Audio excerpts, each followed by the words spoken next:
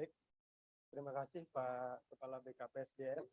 Bismillahirrahmanirrahim. Assalamualaikum warahmatullahi wabarakatuh.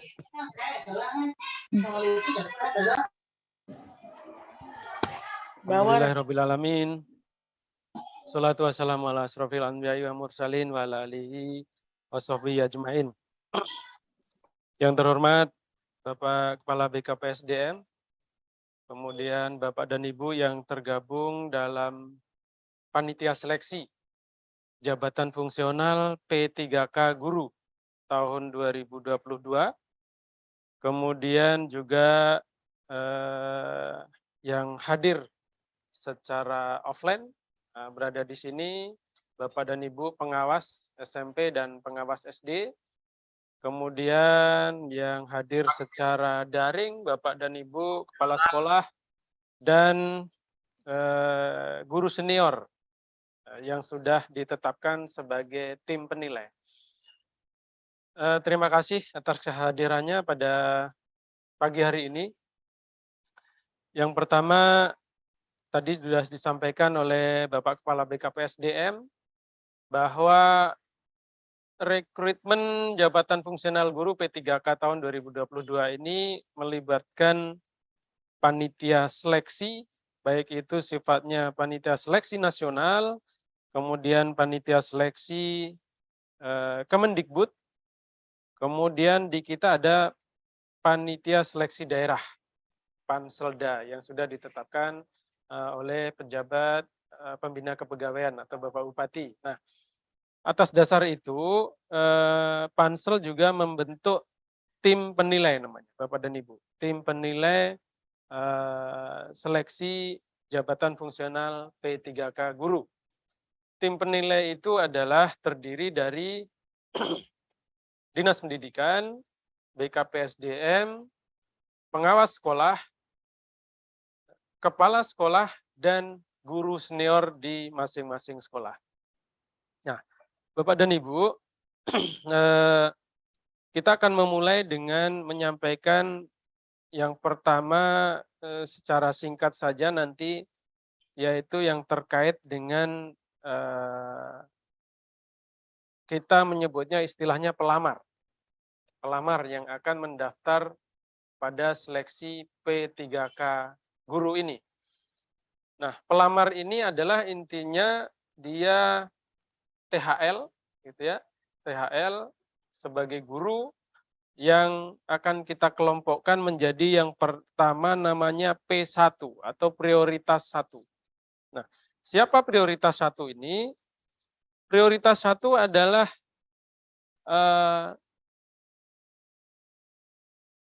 bisa THL ataupun dulunya di sekolah negeri maupun swasta yang sudah lulus passing grade, pada seleksi atau ujian baik itu 2022. Nah, lulus passing grade ini kita bagi juga menjadi ada 2 kategori, yaitu lulus passing grade atau P1 yang sudah mendapatkan alokasi penempatan. Kalau tidak salah ini jumlahnya ada 301. Kemudian ada P1 yang belum mendapatkan alokasi penempatan. Sudah lulus passing grade, tetapi belum ada formasinya waktu itu. Nah, ini jumlahnya ada sekitar 50 lebih. Nah, ini adalah prioritas pertama. Yang kedua, ada kita kelompokkan menjadi prioritas kedua. Prioritas kedua adalah THK kategori 2. Nah, ini database-nya sudah ada di BKN, pendataannya kalau tidak salah ini sudah dimulai dari tahun 2005. Artinya sisa-sisa THK kategori 2 yang belum diangkat sebagai PNS waktu itu. Ini jumlahnya ada 5, tidak banyak THK kategori 2. Saya ulang lagi, P1 tadi itu adalah yang lulus passing grade. Dulu dia dari mana? Bisa dari THL, baik di sekolah negeri maupun di sekolah swasta. Yang penting sudah lulus passing grade. Kemudian, setelah P2, prioritas 2, ada kita kelompokkan menjadi P3 atau prioritas ketiga. Ini adalah tenaga harian lepas,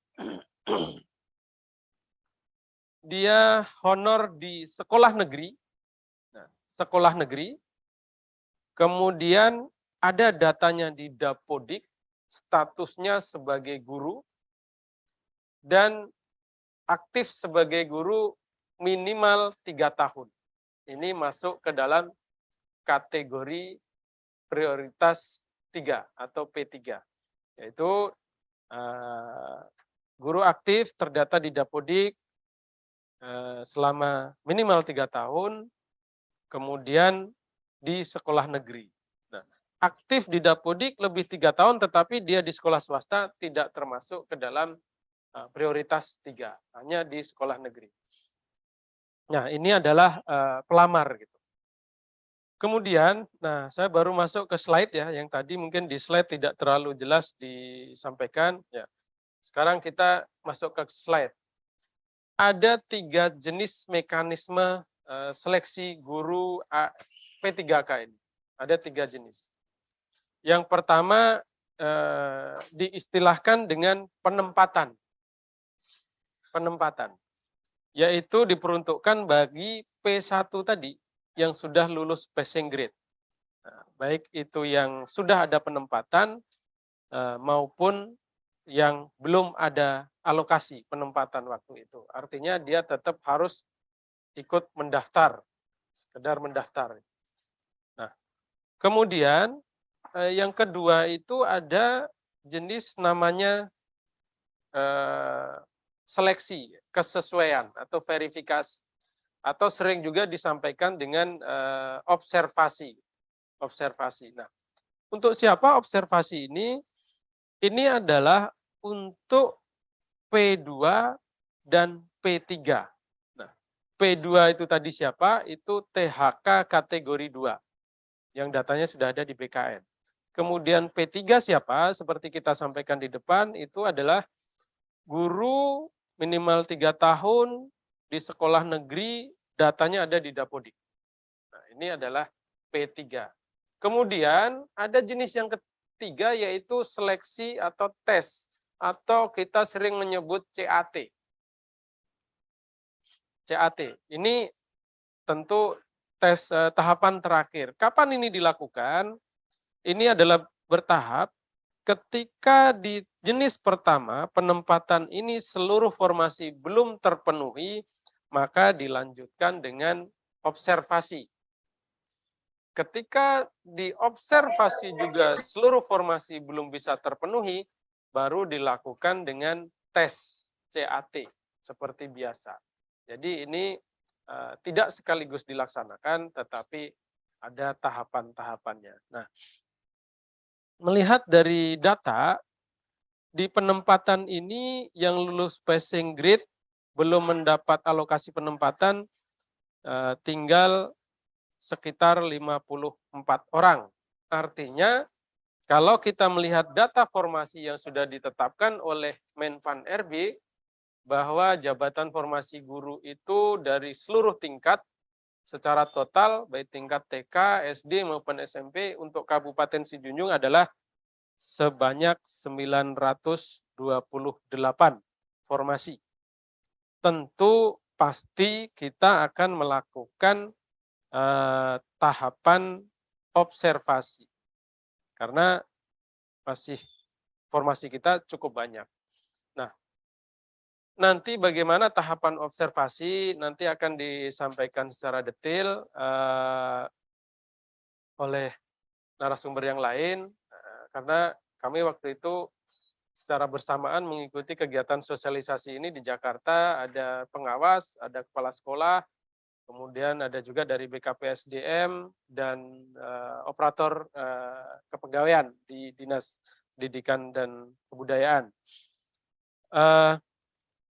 Secara singkat, pointer yang ingin kami sampaikan adalah itu, yang pertama kaitannya dengan pelamar, yang kedua dengan jenis seleksinya. Kalau bagaimana proses observasi, nanti tentu akan disampaikan oleh narasumber yang lain. Nah, berikutnya sebelum bagaimana proses observasi, nanti juga akan disampaikan terkait kira-kira bagaimana mekanisme pelamar ini mendaftar. Nah, bagaimana mekanismenya? Karena secara sistem ini melibatkan banyak sekali sistem gitu ya.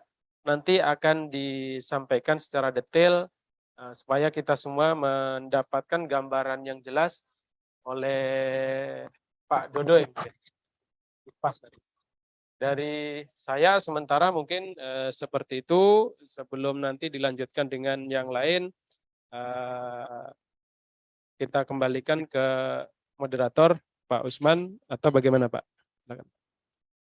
Langsung.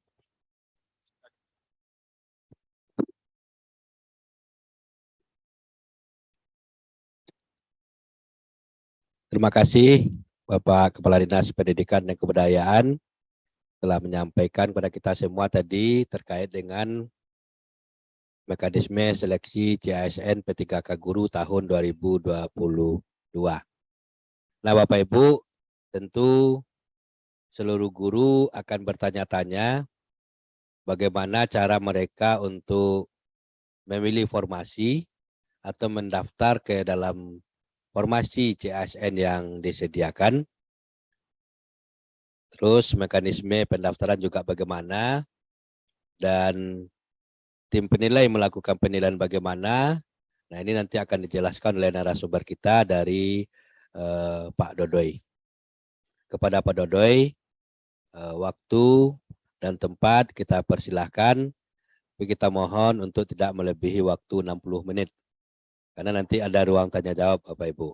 Sudah Pak Dodoy, kita persilahkan.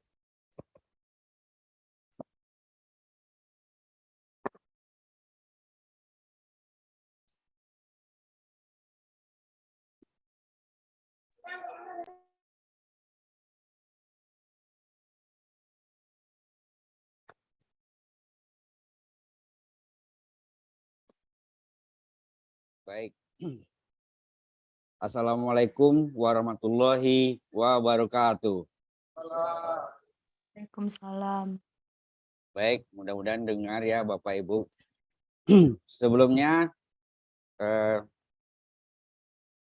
yang terhormat Bapak Kepala BKSDM, yang terhormat Bapak Kepala Dinas Pendidikan ya dan Kebudayaan, dan Bapak Sekretaris Dinas Pendidikan dan Kebudayaan Kabupaten Sijunjung, Bapak Ibu pejabat di BKSDM, Bapak Ibu pengawas, dan Bapak Ibu kepala sekolah beserta juga guru-guru atau ada operator sekolah yang mengikuti Zoom ini. Baiklah, saya akan sedikit menerangkan atau menjelaskan tentang alur ya, alur data pelamar. Apakah Bapak Ibu dengar suara saya? Saya sedikit agak apa ya, karena di Zoom ini agak kaku karena tidak kelihatan Bapak Ibu mendengarkan saya. Apakah dengar Bapak Ibu? Dengar. Dengar. Alhamdulillah ya. Dengar. Sudah biasa langsung. Dengar, Baik Pak. Bapak Ibu. Dengar pada. Dengar, Pak. Ya, terima kasih. Baik, kasarnya aja ya Bapak Ibu ya. Nanti data SSCASN atau BKN itu terintegrasi dengan data Dapodik. Makanya tadi Share screen udah benar. Ya, beda ya? Sistemnya beda.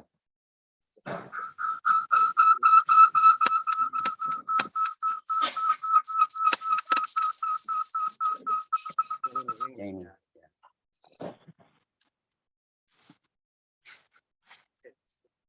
Baik, maaf Bapak Ibu, itu tadi share screen-nya apa ya? Beda. Kita lihat di sini alur data pelamar.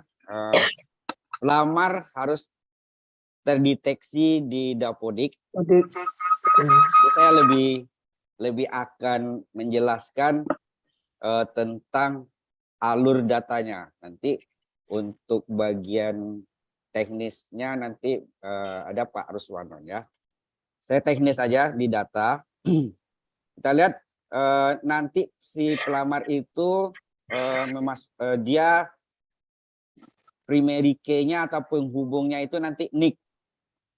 Jadi data Dapodik itu kan terintegrasi dengan Dukcapil dan BKN dan terintegrasi juga dengan DTKS seperti itu.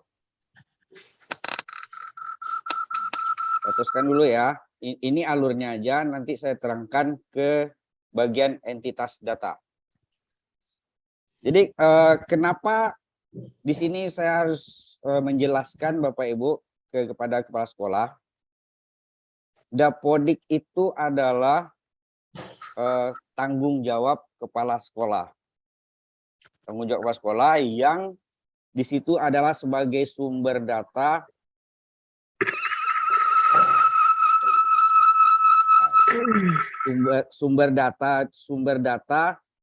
data pokok pendidikan yang nanti akan dijadikan acuan untuk segala jenis bantuan dan juga untuk karir guru, semua di situ ada dari Dapodik.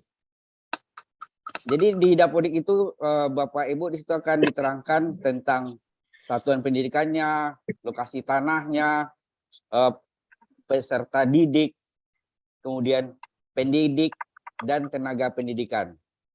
Kemudian substansi pendidikan gitu ya. Kita dasar hukumnya ini ya Perpres nomor 39 tahun 2019 tentang Satu Data Indonesia. Kemudian Permendikbud nomor 2 tahun 2022 teng petunjuk teknis penggunaan dana BOS. Kemudian Kemendikbudristek nomor 303/M/2022 tentang petunjuk teknis pendataan pada pendidikan anak usia dini pendidikan dasar. Itu ya.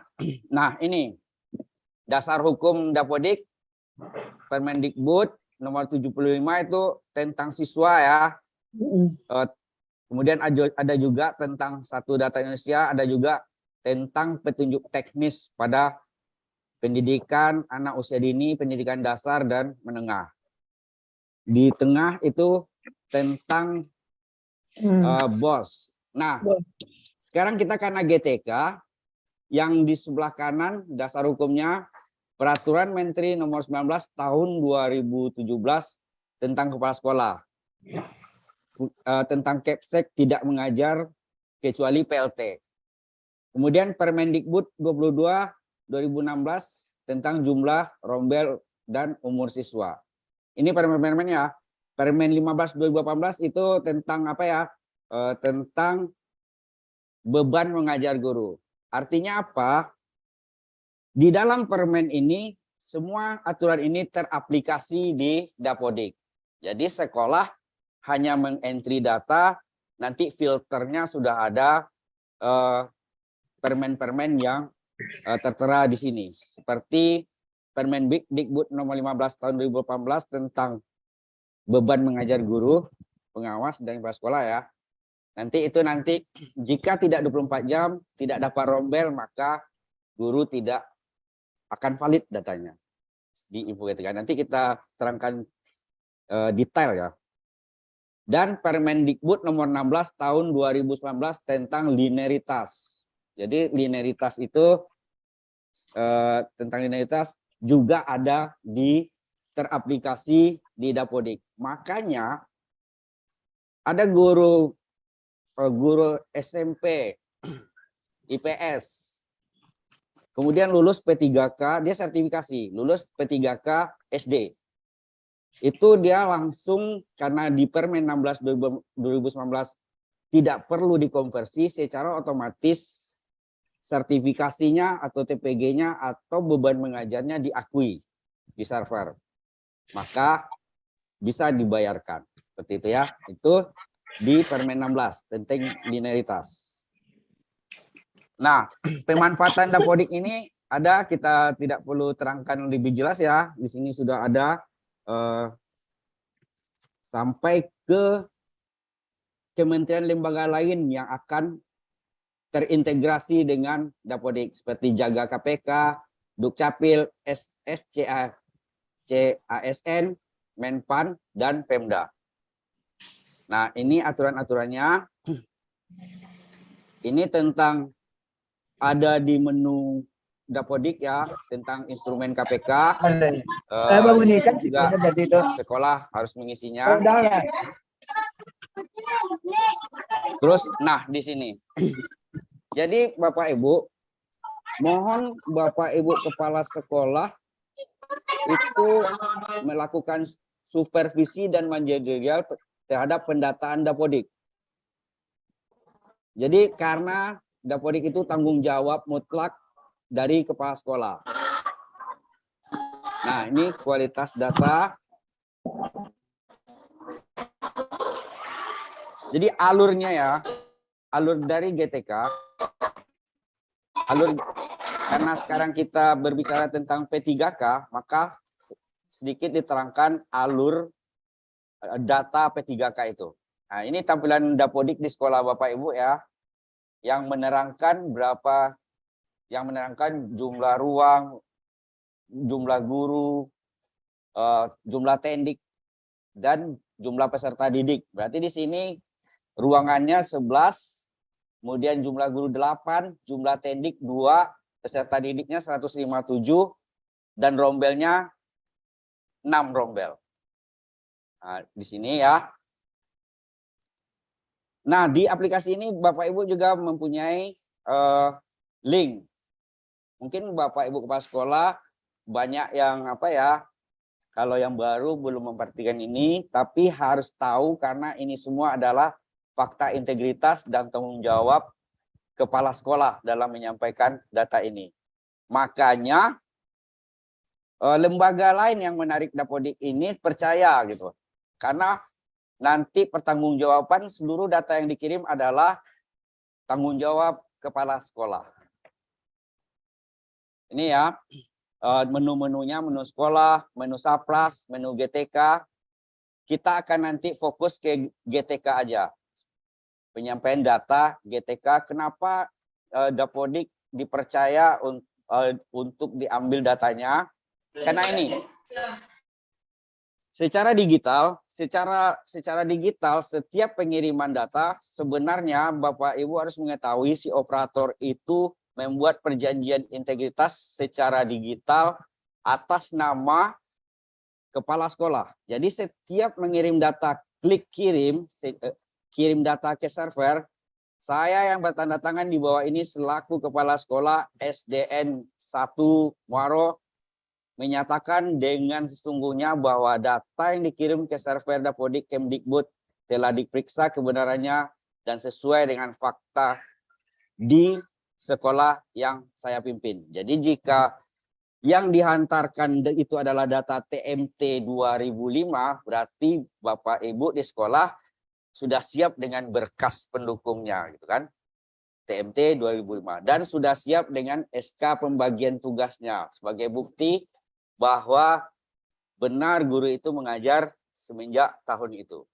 Riwayat karirnya sudah ada di situ. Jadi jika Bapak Ibu sinkron, klik lanjut, berarti Bapak Ibu sudah secara digital sudah menyepakati atau sudah menyetujui pertanggungjawaban ini. Makanya data Dapodik yang dihantarkan ke Kemdikbud itu sudah tanggung jawab kepala sekolah. Nah, ya ini ya. Ini telat. Dan baru ya? Iya. Oh, itu pakai link ya. Nah, maaf Bapak Ibu ya. Tapi nanti akan dibagikan juga ini.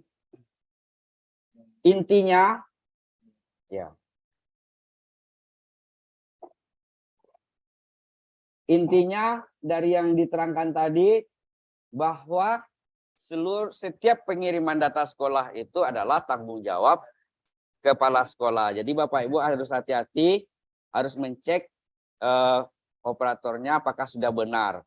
Dan juga Bapak Ibu mempunyai surat pertanggungjawaban mutlak seperti SPTJM ya, yang hardnya, yang nanti dikumpul ke dinas.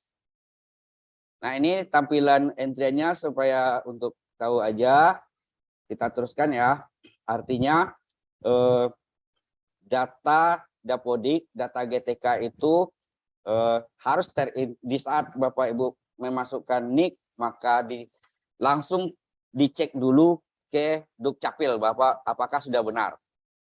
Jika tidak benar maka Bapak Ibu tidak bisa save NIK. Kalau NIP yang dimasukkan maka akan langsung terintegrasi ke BKN. Jika tidak benar maka akan muncul nanti di info GTK data tidak valid, tidak sesuai dengan BKN ya. Itu tentang alurnya. Nah, kontrol data guru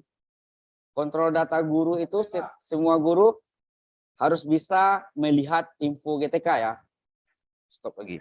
Oh, udah. Info GTK ini adalah kontrol data guru. Jadi Bapak Ibu sambil nyantai malam-malam atau apa cek info GTK-nya apakah sudah linear, sudah mencukupi beban mengajarnya. Nah, beban mengajar yang di sini tadi itu filter dari Permendikbud nomor 15 ya. Kemudian dinyatakan aktif oleh BKN, Bapak Ibu cek semuanya di sini. Nah, di sini udah kelihatan semua data Bapak Ibu di info GTK. Jika ada misalnya yang salah, nah nanti Bapak Ibu misalnya seperti guru calon pelamar P3 ini, dia adalah di bagian verbal ijazah. Jika tidak S1 tetapi di data ini tidak S1, tetapi sebenarnya sudah S1 maka melakukan verbal ijazah. Jadi seluruh keterangan ada di info GTK. Jadi untuk Bapak Ibu ketahui dan ingat, kontrol data guru adalah info GTK. Jadi operator mengentry nanti masuk ke server Kemdikbud, guru melihat sendiri datanya di info GTK. Jika ada yang salah kembali lagi ke Dapodik. Seperti itu. Seperti yang merasa masuk nominasi P3K itu kan 3 tahun ke atas. Dilihat di info GTK dulu. Makanya bagi yang pengen melamar P3K itu cek di info GTK apakah sudah tertera TMT-nya berkisar 3 tahun. Karena syaratnya 3 tahun ke atas. Jika misalnya ada kesalahan entry dari operator, nah diperbaiki. Kemudian sinkron. Tetapi butuh penarikan data lagi oleh GTK.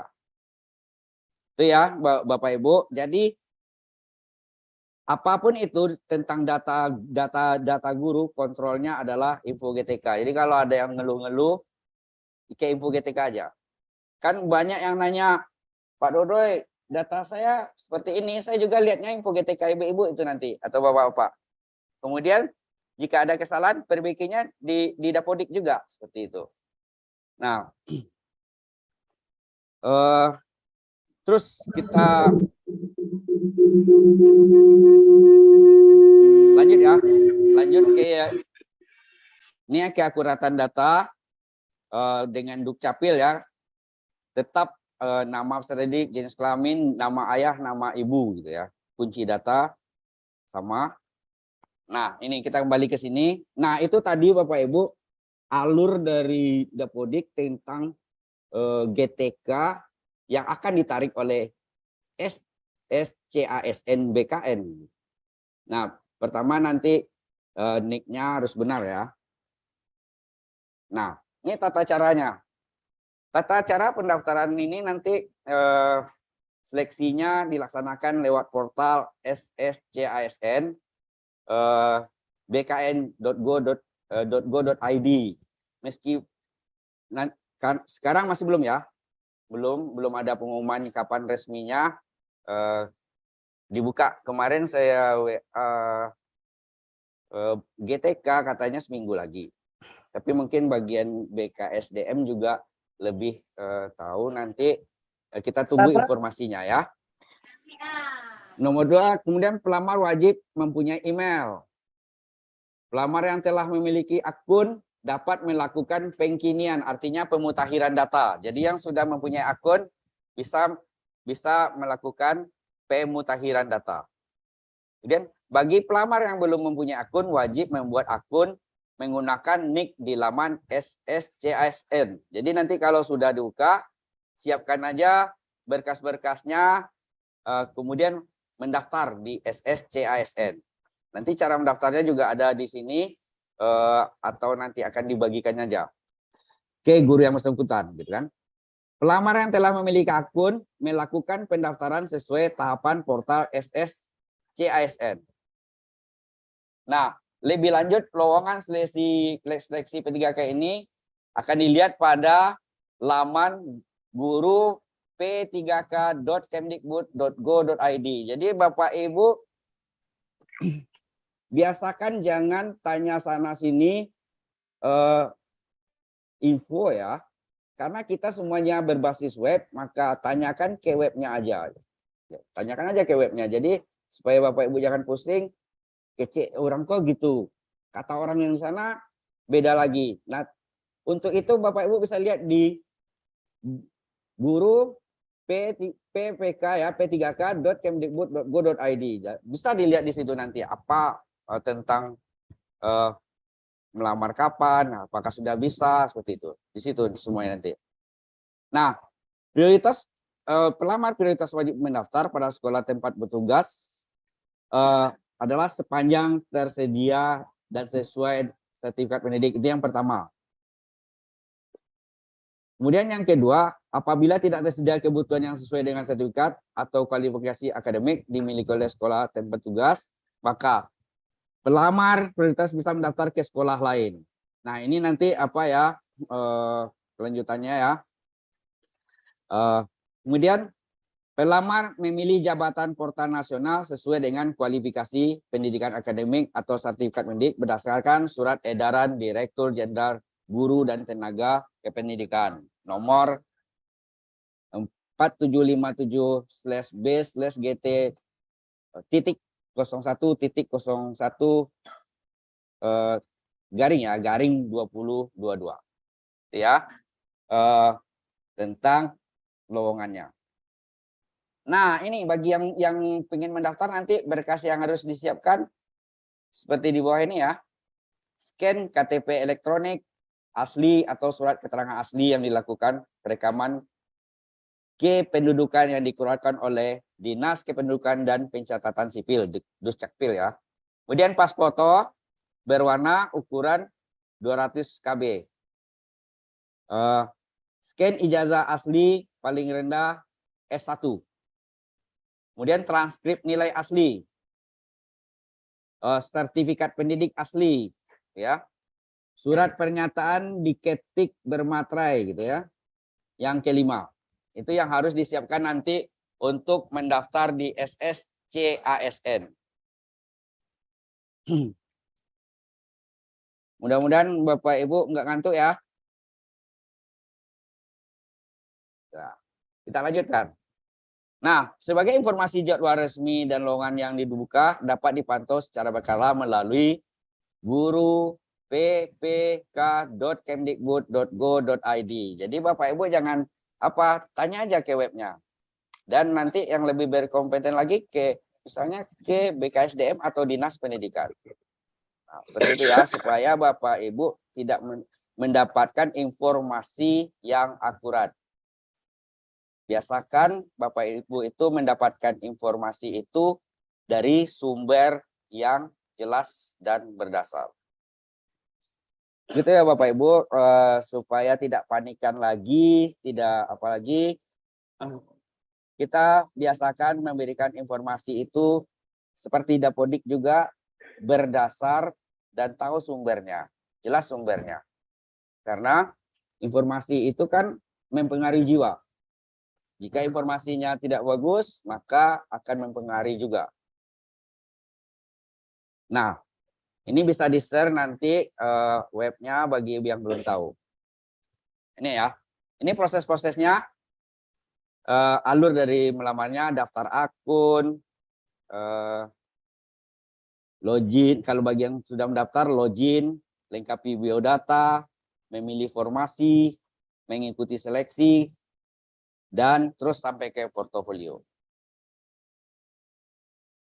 Ini tentang apanya tidak perlu terlalu detail diterangkan ya. Mungkin yang lebih pas, yang lebih apanya nanti ke penilaian. Ini ya alurnya bisa apa ya, diikuti aja untuk yang mendaftar di SSACN dengan web ya. Daftar kemudian sscsn.bkn.go.id akun. Nanti bisa diklik aja untuk mendaftar di SSCASN. Bapak Ibu ini nanti dia akan terintegrasi ya ke Dapodi. Ini contoh-contoh kartunya. Nah, ini ya login pemilihan jenisnya. Nanti ini akan di-share ke semua sekolah supaya bisa ya bagi yang belum tahu.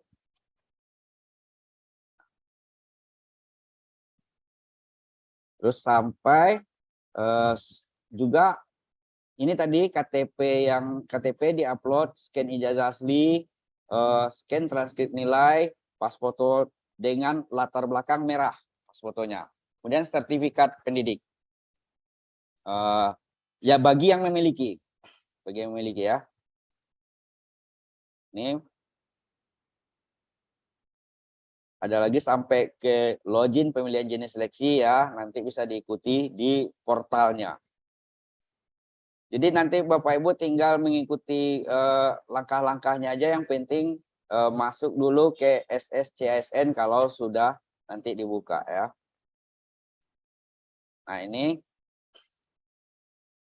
Nah ini dia nanti kalau sudah terdaftar, maka nanti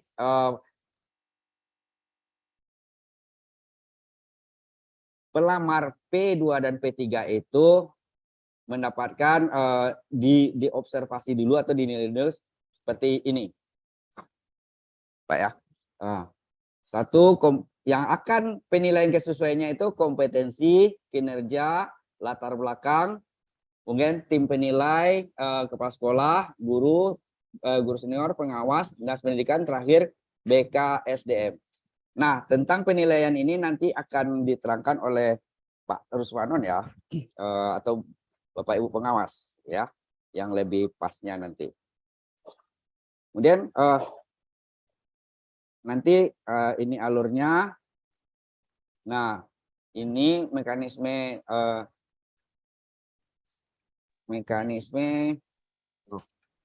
itu keseluruhan sertifikasi di sini tidak kelihatan ya. Mekanisme seleksi kesesuaian. Nah, ini yang akan nanti dicek lagi. Kompetensi teknis seperti profesional, pedagogik, sosial, kepribadian, kemudian kinerja, ini nanti bagian Pak Ruswanon ya. Nah, ini jenjangnya. Jenjang akun penilaian ini nanti dimulai dari dinas, kemudian nanti akunnya dari dinas akan dibagikan ya ke pengawas. Dari pengawas nanti akan dibagikan ke kepala sekolah. Nah, guru senior dari kepala sekolah. Itu nanti dilanjutkan oleh Pak Ruswanon ya. Jadi secara teknisnya akun pelamar otomatis dari SSCASN ya. Ini udah masuk ke ruangan apa? Tidak.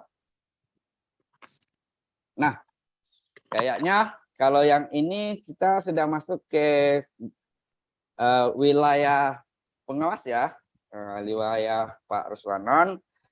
Untuk itu saya materinya kelihatannya sampai di sini aja. Nanti akan ada sesi apa ya, diskusi. Kalau ada nanti Bapak Ibu boleh bertanya ya. Sebelumnya saya mohon maaf bila ada kalimat saya yang kurang pas. Nah, ini juga agak apa ya, kurang kurang tersusun dengan rapi. Tetapi nanti kita jika ada pertanyaan, jika ada apa di form diskusi, saya akan terima nanti ada pertanyaan atau pertanyaan dari Bapak Ibu ya. Sampai di sini aja, kita lanjutkan ke hal yang paling Bapak Ibu tunggu kali, tentang penilaian ini dari narasumber kita, Bapak Ruswanon, pengawas. Sekali lagi maaf. Assalamualaikum warahmatullahi wabarakatuh.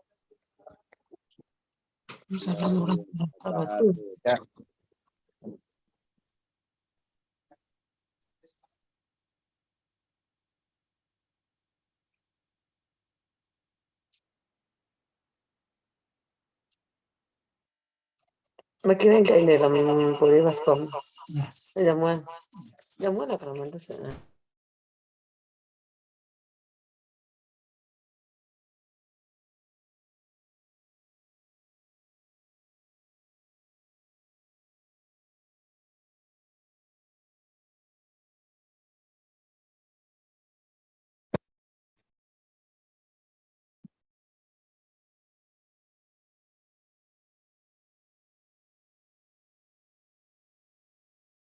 Assalamualaikum warahmatullahi wabarakatuh. Yang saya sama kita hormati Pak Kepala BPB, KPSDM beserta unsur pimpinan lainnya, yang kita hormati Bapak Kepala Dinas Pendidikan, Bapak Sekretaris, Bapak dan Ibu pengawas, Bapak Dodai operator, dan Bapak Ibu yang hadir pada kegiatan Zoom, baik secara Zoom maupun yang mengikuti melalui YouTube. Karena ada WA masuk, Pak. Kami nggak bisa masuk katanya. Tadi sudah kami WA tadi, disilakan bergabung di link YouTube yang sudah disediakan. Pak Ibu yang kami hormati, terkait dengan rapat koordinasi ini, mungkin dari kita-kita yang akan melaksanakan tugas selaku tim penilai, sesuai dengan tahapan yang sudah disampaikan tadi, akan melibatkan pertama tentu Bapak Ibu Kepala Sekolah yang sudah ditetapkan melalui SK ya Pak Sek dan Pak Kaban. Kemudian yang kedua Bapak dan Ibu pengawas yang menjadi tanggung jawab sesuai dengan SK pembagian tugas yang sudah ditetapkan oleh Kepala Dinas Pendidikan, sekaligus sudah terintegrasi dengan Simtendik dan Depodik ya Pak Dodai. Nah, otomatis Pak Ibu jangan ragu lagi, kami siapa pengawas kami, SK sudah ada. Yang kedua juga itu sudah otomatis di Simtendik maupun di Depodik. Kalau Bu Zulhidayati itu mana-mana saja sekolah binaannya, itu sudah tinggal klik saja nanti lagi. Tinggal klik, jangan ragu Pak Ibu, kami tidak punya enggak. Karena SK-nya ini sudah disinkronkan melalui operator yang ada di Dinas Pendidikan, Pak Iwan dan Pak Dodoi. Itu yang perlu Pak Ibu pahami dulu, karena banyak pertanyaan-pertanyaan tentang kecemasan ini. Apalagi Pak Ibu kan sama-sama kita maklumi ya Pak Kaban dan Pak Kadis, kadang-kadang memang sebelum seluruh sekolah ini terjangkau oleh pengawas ke lapangan, apalagi SD ya Pak Ibu, sehingga ragu siapa pengawas kami, karena setiap bulan kemarin terakhir ada transisi juga perubahan SK pembagian tugas ya Pak Sek. Nah, itu Bapak Ibu jangan cemas, itu aplikasi ini sudah disinkronkan oleh operator kawan-kawan di Dinas Pendidikan. Yang kedua nanti ada guru senior juga memiliki porsi di sini, juga memiliki bobot. Jadi kita dibobot Bapak Ibu. Kepala sekolah itu nanti kalau dia menilai, melakukan observasi, penyesuaian berapa bobot tertinggi itu memang berada di Bapak dan Ibu kepala sekolah. Itu Bapak Ibu dan kepala sekolah yang tentu lebih memahami, lebih mengikuti perkembangan kawan-kawan kita yang nanti akan ikut seleksi di P3K tahun 2022 ini. Kemudian yang kedua, tentu Bapak dan Ibu guru senior yang sudah ditetapkan oleh kepala sekolah, dan itu Bapak Ibu mungkin sudah memilih sesuai dengan kemampuan, sesuai dengan kapabilitasnya, sesuai dengan pengalamannya, Bapak Ibu sudah menetapkan itu. Dan yang ketiga, dari kami-kami pengawas satuan pendidikan yang juga akan melaksanakan observasi ini. Pak Ibu, tahapan ini nampaknya Pak Ibu sudah teratur, sudah dijelaskan tadi oleh Pak Kadis, Pak Dodoy. Kita hanya mengikuti lagi Pak Ibu. Saatnya tiba nanti, yaitu Pak, tibanya nanti akun itu kan turun. Sekarang posisi akun itu masih berada di Bapak Kepala Dinas dan Pak Kaban. Yang nanti akan kita tentu dari Pak Kadis. Di Pak Kadis akan turun ke kami pengawas. Kemudian kalau sudah perintahnya ya Pak, sudah ada perintah dan instruksinya, nanti kita turunkan ke kepala sekolah. Kepala sekolah nanti secara berjenjang akan diturunkan ke Bapak dan Ibu guru senior. Bapak Ibu, kita sekarang mungkin untuk sesi kami, mungkin dari yang hadir hari itu, yang mendapat porsi itu terkait dengan seleksi dan observasi dan penilaian ini berdua. Yang dari kepala sekolah waktu itu Pak Ishak dari Sumpur Kudus.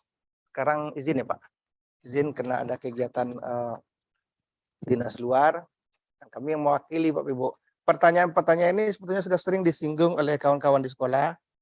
Pak, kira-kira apa yang akan dilaksanakan penilaian atau observasi yang akan kami lakukan, kami kerjakan? Pak Ibu, kalau materi sebetulnya mungkin sudah di-share ya Pak Dodai? Sudah di-share ya ke kepala sekolah?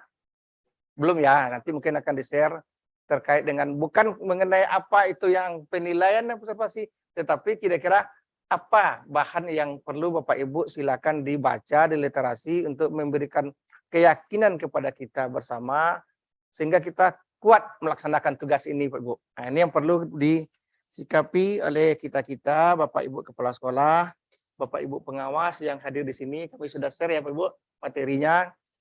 Kira-kira terkait dengan ini apa yang tugas kita. Kemudian untuk guru senior juga Pak Ibu silakan sekolah, karena kriterianya di sini tidak ada. Guru senior itu yang penting ditetapkan oleh kepala sekolah berdasarkan penilaian kepala sekolah. Tidak ada kriterianya, golongannya ini, masa kerja ini, tidak ada ya Pak.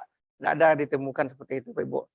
Bapak Ibu, kita di sini mungkin masuk kepada kita, tugas kita nanti yang akan kita hadapi ketika masa waktunya tiba, yaitu Pak Dodai sampaikan tadi, nanti ya Pak Dodai akan datang waktunya untuk guru P3K-nya mungkin akan masuk ke akunnya, pemberitahuannya, tahapan dan sebagainya, untuk kita juga akan diinformasikan. Kita bekerja Pak Ibu, jangan cemas. Kita sudah dituntun nanti oleh panitia seleksi nasional, sudah terbentuk. Kemudian ada panitia seleksi daerah, Panselda, dan ini langsung Bapak Ibu di bawah BKPSDM dan Dinas Pendidikan yang membidangi. Kemudian sudah dibentuk juga panitia, tim penilai ya, tim penilai dan tim observasi yang juga sudah ditetapkan oleh panitia seleksi daerah. Jadi Pak Ibu SK-nya sudah ada dan kita mungkin agak nyaman bekerja nanti Pak Ibu, sudah jelas apa tugas dan pokok kita. Yang pertama Bapak Ibu, terkait dengan seleksi ini kita diberikan tugas untuk mengobservasi. Tentu pertanyaannya, apa yang harus kita observasi? Apa yang harus kita nilai terhadap calon-calon yang akan mengikuti seleksi P3K yang datanya nanti akan clear ya Pak Dodai, clear nanti akan dijelaskan lebih lanjut, mungkin siapa-siapa saja orangnya, berapa jumlahnya, mungkin segala macam Pak Ibu nanti akan dijelaskan. Kalau tidak sekarang tentu di waktu yang atau tempat yang setelah ini. Bapak Ibu, kita ditugaskan nanti menyeleksi terkait dengan kompetensi guru. Tentu yang pertama kompetensi, yang kedua kinerja. Terkait dengan kompetensi, kita tetap merujuk kepada undang-undang tentang sistem pendidikan nasional. Undang-undang nomor berapa, Ibu? Nomor berapa? Bu, Bapak Ibu, silakan Bapak Ibu SMP, Undang-undang nomor Undang-Undang nomor 5 tahun 2000. Ya, undang-undang yang pertama dasarnya Undang-Undang nomor 14 tahun 2000 tentang guru dan dosen, pasal 8 sampai pasal 10. Kompetensi guru itu ada 4. Berjenjang kepala sekolah 5 sampai ke pengawas 6, yaitu meliputi kepribadian, sosial, profesional, dan pedagogik. Ada 4, Pak Ibu. Nah, itu yang akan kita amati nanti. Bagaimana cara mengamatinya, bagaimana cara menilainya, nanti pertanyaan sudah sedia ya Pak. Sudah tersedia, kita hanya lagi nanti tidak melaksanakan wawancara Pak Ibu. Kita hanya mengisi, menentukan terhadap pilihan-pilihan option yang sudah disediakan. Option ini kita Pak Ibu, kalau yang sudah kita terima kemarin, kita tidak tahu. Apakah itu nanti pilihan kita itu nilainya 10, nilainya 9, 8, kita tidak tahu Pak Ibu. Kita hanya ditugaskan untuk menyesuaikan, mencocokkan terkait dengan kompetensi guru sesuai dengan pertanyaan yang diberikan kepada kita. Ya, silakan diisi saja Pak Ibu. Jangan cemas. Contoh-contohnya nanti di materi yang kami kirim sudah ada Pak Ibu. Tapi kalau di contoh yang ada itu hanya 1 atau 2 ya Pak Kadis. Dan sementara kompetensi guru itu sangat banyak sekali indikator-indikatornya. 4 kompetensi tadi Bapak Ibu lihat nanti, tolong dibaca-baca lagi, mengingatkan kembali kita sebetulnya, mengulang-ulang lagi kita sebetulnya Bapak Ibu. Karena ini kan sudah sering kita pelajari, kita bahas, kita laksanakan di sekolah kita masing-masing. Tentu kita akan coba mengingat kembali. Kalau terkait dengan pedagogik, ada pertanyaan-pertanyaan nanti observasi guru P3K yang terkait dengan kompetensi pedagogik, kira-kira indikator dan ruang lingkupnya apa saja. Nah, itu yang perlu dipahami terlebih dulu Pak Ibu. Dan ini perlu di awal ini kami sampaikan kepada Ibu, sehingga nanti Bapak Ibu masuk ke ranah waktu observasi itu tidak terlalu lama mengkliknya ya Pak. Mengkliknya sehingga membutuhkan waktu yang cukup lama untuk menyelesaikan masa observasi terhadap Bapak Ibu guru kita.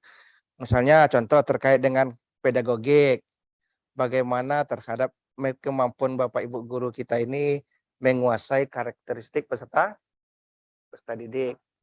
Itu Bapak Ibu pengawas, bagaimana guru kita ini menguasai karakteristik pendidiknya bagaimana. Itu tentu Bapak Ibu yang tahu. Baik itu aspek intelektualnya, emosionalnya, sosial, moral, fisik dari Bapak. Itu kita apakan nanti Bapak Ibu? Kita kuasai ya. Kemudian terkait juga dengan penguasaan teori belajar daripada Bapak Ibu guru kita, menguasai dia teori belajar atau tidak. Kemudian Bapak Ibu menguasai dia tentang komunikasi peserta didik, melaksanakan pembelajaran yang mendidik atau tidak dia Pak Ibu. Nah, ini kita lihat nanti, ini barang ini kami ingatkan kembali Pak Ibu, supaya nanti kita memiliki ranah yang tepat terkait dengan ini. Kemudian Bapak Ibu, sepertinya nanti ini akan kami baca di artikel ya Pak Ibu. Yang kompetensi ini katanya nanti akan menyesuaikan dengan pembelajaran abad 21. Ya, Permen itu kan sudah undang-undang itu kan tahun 2005. Tapi nantinya sepertinya nanti kita akan banyak pertanyaan-pertanyaan itu akan menyentuh tentang pembelajaran abad 21, pembelajaran sekarang yang kita laksanakan seperti itu Pak Ibu. Karena kompetensinya tetap sama, sementara model-model yang akan dikembangkan itu oleh guru kita Pak Ibu, nanti dia akan mengacu kepada pembelajaran 421. Nah, Ibu, itu tolong dipahami juga. Kalau kita lihat di slide materi ini Pak Ibu, kan sudah jelas nih Undang-Undang Nomor 14 Tahun 2005, kompetensinya ada 4, indikatornya jelas, kepribadian, pedagogi, personal, Bapak Ibu, kebiasaan, refleksi, kemampuan merefleksi untuk manajerial, berkomunikasi, bagaimana bekerja sama, bagaimana untuk perilaku guru yang tidak diskriminatif dalam mengajar, kemudian dalam terkait dengan profesionalnya, menguasai struktur materi, menguasai struktur kurikulum, menguasai teknik-teknik evaluasi dan sebagainya, Pak Ibu. Ini barangkali ranah nanti yang akan kita evaluasi atau kita observasi dalam seleksi P3K yang waktu dan tempatnya nanti mungkin akan sesuai yang disampaikan Pak Kaban tadi. Pelaksanaannya itu Oktober, Pak. Ya, Oktober. Ya, jadwalnya masih tentatif, tapi diperkirakan ini Bapak Ibu, yaitu, bukan Pak, 24 November sampai, ya ini Pak, ya kan, 23 Desember tahun 2022 ini Bapak Ibu. Ini yang mungkin yang akan kita laksanakan. Tapi proses-proses sebelumnya tentu sudah diatur oleh panitia seleksi ya Pak Kaban. Sudah diatur oleh panitia seleksi, kita mungkin akan disampaikan saja nanti mungkin melalui WA apa yang akan kita ikuti tahapan berikutnya. Ya, Bapak Ibu, kalau kita lihat-lihat di sini contoh instrumen seleksi dalam melakukan, ini salah satu contoh, dalam melakukan pendekatan kandidat melaksanakan mencatat kekurangan. 2, meminta masukan. Ini contoh studinya ya, contoh bentuk daripada pertanyaannya besok. Misalnya Bapak Ibu guru kita itu yang menjadi tugas observasi kita masing-masing, kepala sekolah, guru senior, dalam melakukan pendekatan. Pak Dodai, tolong Pak Dodai. Ini masih ada Pak Dodai. Mana? Turun ke bawah lagi. Itu apa nih? Seleksi kesesuaian. Iya, contoh instrumen seleksi kesesuaian atau yang akan kita laksanakan nanti. Dalam melakukan pendekatan, ya istilah ini calon ini untuk kandidat. Kandidat melakukan ya mencatat kekurangan. Ini kita tidak tahu ya 2 ini contoh ya Pak. Ini contoh ya, contoh apakah seperti ini nanti kita Pak Ibu kita ikuti saja nanti. Mencatat kekurangan dalam melakukan pendekatan, kandidat atau guru kita tadi, guru P3K itu mencatat kekurangan. 2, pilihannya meminta masukan untuk perbaikan individu secara berkesinambungan. 3, melaksanakan refleksi bersama serta meminta masukan. Kemudian selalu meminta pendapat tentang diri sendiri. Ini kita tidak tahu Ibu. Nanti kita hanya klik saja lagi. Mungkin nanti ada kemungkinannya yang guru senior mengklik ini, yang guru kepala sekolah mengklik ini, ada kemungkinannya, dan guru pengawas mengklik ini. Ya, kita tidak tahu Pak Ibu, porsinya nanti akan diatur, ini aplikasi ya Pak, secara aplikasi akan ditentukan, Bapak Ibu kita hanya lewati saja dulu. Lewati, setelah itu nanti akan ada tim di atas itu yang akan melaksanakan penilaian. Aspek-aspek yang Bapak Ibu nanti terkait dengan perilaku, ini yang perilaku ya Pak Ibu, bagaimana dengan orientasi pelayanan. Yang kedua, bagaimana dengan komitmen. Yang ketiga, bagaimana dengan kerjasama serta kepemimpinan dari Bapak dan Ibu kita yang akan menjadi kandidat di P3K tahun 2022 ini. Ya kita nanti Bapak Ibu, ini ada skemanya, skor kinerjanya, kita tidak tahu ini bagaimana nanti Pak Dodai. Ini sudah, ini kan contohnya ya Pak. Contoh ya, nanti bagaimana, apa namanya istilah menilainya, format menilai segala macamnya, ini belum bisa ya Pak Dodai.